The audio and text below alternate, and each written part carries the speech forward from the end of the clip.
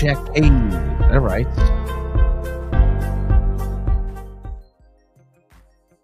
Oh, what is going on, everyone? This is Jack Stache from Fantasy Farm Sports. We are coming at you live today from the studio. We want to talk about football, right? We finally had a full weekend of it, and we've got some answers, right? We've had a bunch of off-season questions. Who was going to perform where, which players are going to be used the most. And I think we've got some idea and assimilation of what the rest of the season's going to look like. Now, I understand it's only week one, right? And, you're not going to get all the answers week one, but you do get some of what the teams want to do, right? You've had a whole off season of speculation and talking about, and now you've finally seen some of it. I do want to, before we get started today, I want you guys to make sure that you're subscribing to Fantasy Farm Sports on YouTube so you can get the best football information that you possibly can. And I have a little screen down here, and it's a link to our website, fantasyfarmsports.com. And I put out articles over the offseason that everybody, either liked or didn't pay attention to. But I just want to bring this up really quick. I like to pat my own back sometimes, right? I know that might be a little blurry for you guys, but that's our top fantasy running backs list right there. And if you bring that up on one of your screens on your computer or your tablet or even a large phone that you have, you will see the number one running back that we had listed was Saquon Barkley. It was not Christian McCaffrey. I don't like players that walk into the season or limp into the season with some kind of issue, some kind of injury, some kind of nagging something or other. And Christian McCaffrey had one. I couldn't make him my number one. In fact, I didn't make him my number two. I marked Breece Hall as my number two because he gets you touchdowns and he's in a better situation. Saquon Barkley got you 3 touchdowns. So if you paid attention to any of the stuff that I've been saying about fantasy football or the guys that are going to bring you where you would like to, right? If you want to win your championship, you have to foreshadow, you have to see things properly. And Christian McCaffrey didn't even play. So for everybody that drafted him number one and goes, oh, well, I have to, wrong. Right. I just, by the way, we had Josh Allen do well, and I had Dalton Kincaid as a nice tight end. Did not perform week one. I'll give you some busts as well, but that Saquon Barkley, if you took him and had the guts to, as I promised you should have, he already paid dividends with 3 touchdowns and over 130 yards. As always, before I give you the information on today's show, I want to talk about gridironhelmets.com, the best place for large helmets, helmet accessories, and if you need like a mini for your desk, it's a great little place to go. You could have any logo placed on it. We do Division II helmets and, all the large Super Bowl helmets. We've done them as well.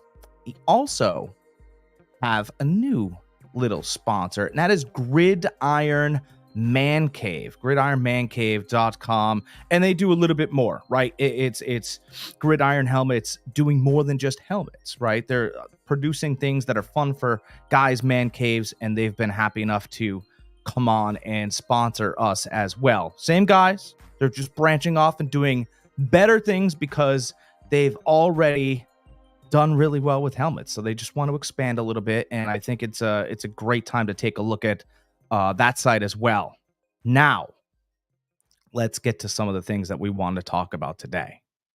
I want to talk about the 3 teams that I believe are in trouble already. I know, Jack, it's just week one.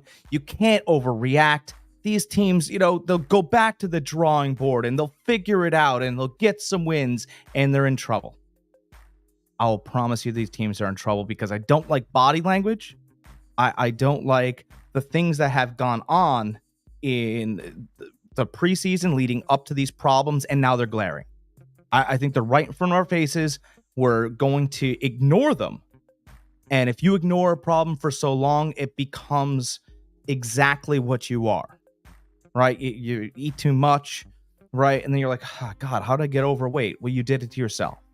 right? Uh, flat tire on the side of the road. Well, you've been ignoring your car for months. You have to take care of things, otherwise they become glaring. And I think these teams have glaring problems. And I'm going to start off with the New York Jets. I know it's 1 week.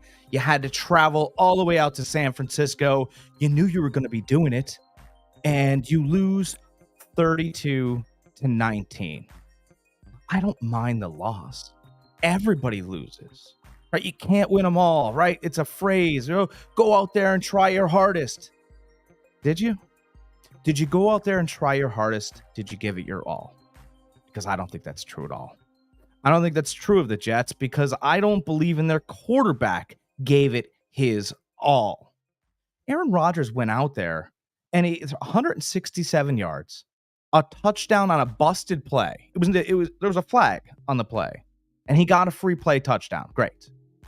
But 167 yards, 1 touchdown, 1 interception. I understand there's rust. I get it. He hasn't played football in a long time. So if you haven't played football in a long time, you should try and play all the football, like the whole game. You have to, if you're going to go out on the gridiron, on the battlefield with your teammates, and you're going to put up a loss, right? You win and lose as a damn team. That's the way it goes. You don't win don't stick around for the celebration if you didn't stick around for the sorrow. That drives me nuts. We're going to go out there, we're going to give our best effort. I'm going to be on the field with you guys, whether we win or whether we lose. I gave you Saquon Barkley. I missed on Dalton Kincaid so far in fantasy, but there's ownership there. Aaron Rodgers shows no ownership. He stood alongside the coaches while the rest of the team played. By the way, Tyrod Taylor led them to another scoring drive. And if you led another scoring drive as Aaron Rodgers, that could have worked better for you going forward. I'm out on his body language. I think that Aaron's in charge of the franchise, which means what if I get injured? Well, then we don't need you. If you can't protect yourself as an older quarterback with 6 minutes to go in the game and lead a drive here, I don't know what we're doing anymore. Aaron Rodgers, it's bad body language. Robert Saleh is not in charge of this team. It's Aaron Rodgers. And I think you stay on the field with your team if you lose. Hey, let's own it together. We'll go back next week. We've got the Titans at their home. That's fine. And we'll believe in each other and we'll get another victory. But you can't. I gave my all and you're just standing there watching me at the end. I think it's a terrible way to lose a game. If you win, it's great. Would you stay on the field if you won, Aaron? It just drives me nuts that you think you're a little above the law here. And the law is win and lose as a team. We're a team. We're trying to galvanize. You haven't played a lot of football. We've been here. You haven't. I think it's disrespectful walking off the field when you were on the field for most of the game. Okay, the process hasn't worked in Philadelphia for the 76ers, and resting players, right? Load management has never worked. Let's go get the championship together, wins and losses together. Jets are in trouble. After week 1, they're not even all together. And Robert Saleh is not in charge. 32-19 loss. Excellent job. Way to lay an egg on Monday night. Moving on to the other team that's in a lot of trouble, and they happen to be in the same city.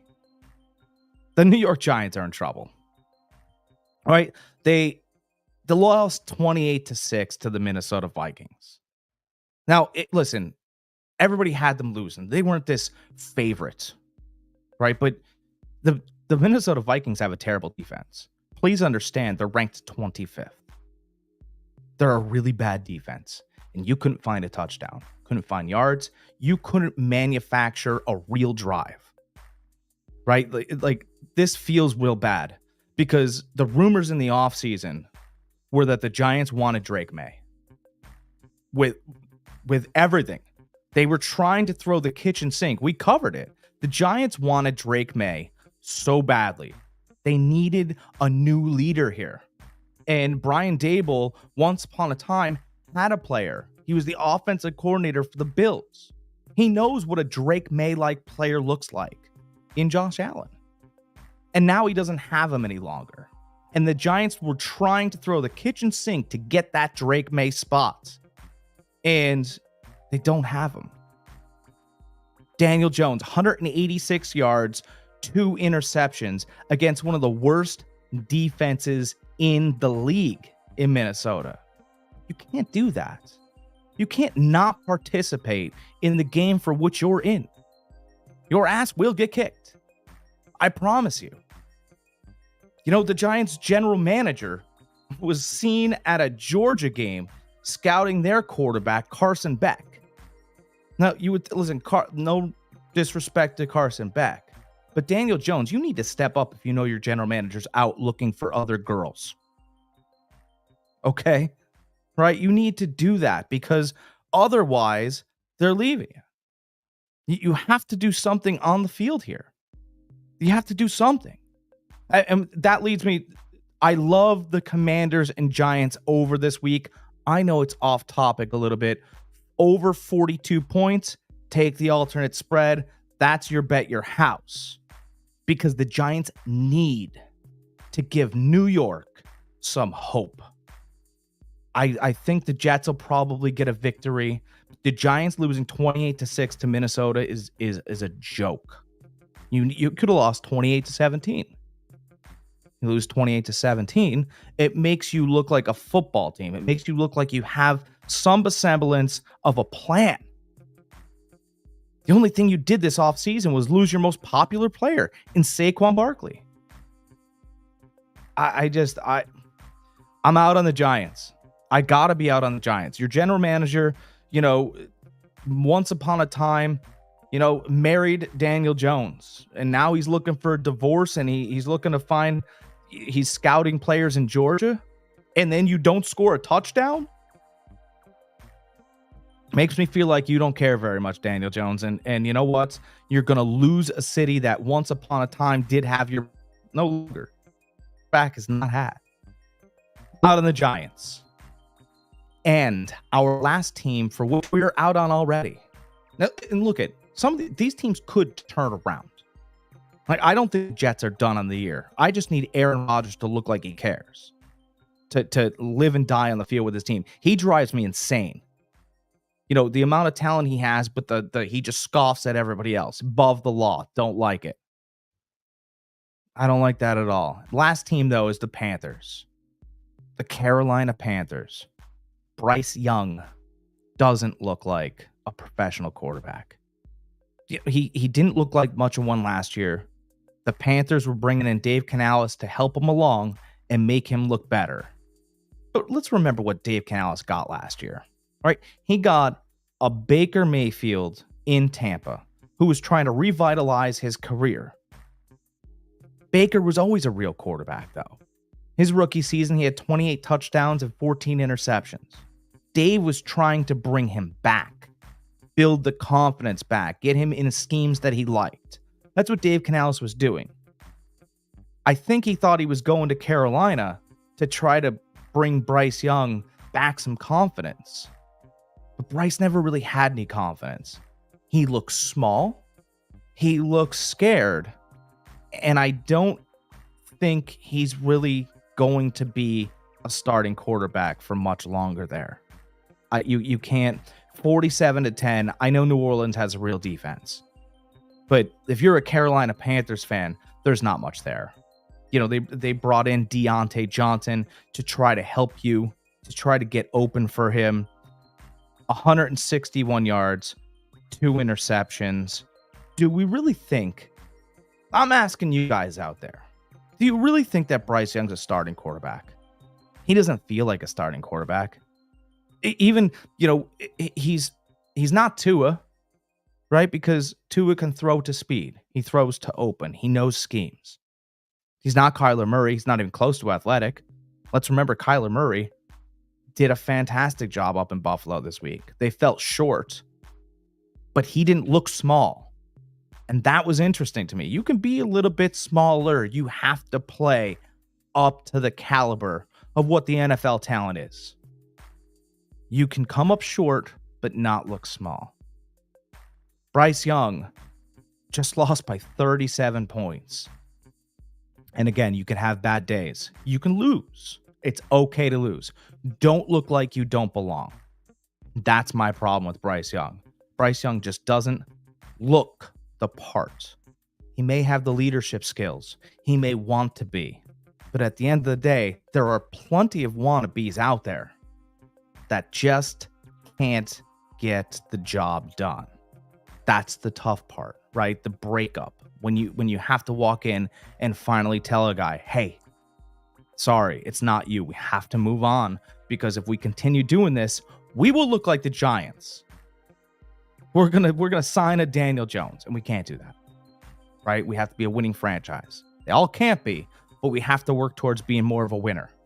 Guys, I am Jack Stache, Fantasy Farm Sports, bringing you the reports from the NFL all season long. We will give you our thoughts, our emotions, our ideas, and I will let you know what teams have it and which teams do not. Enjoy the rest of your day.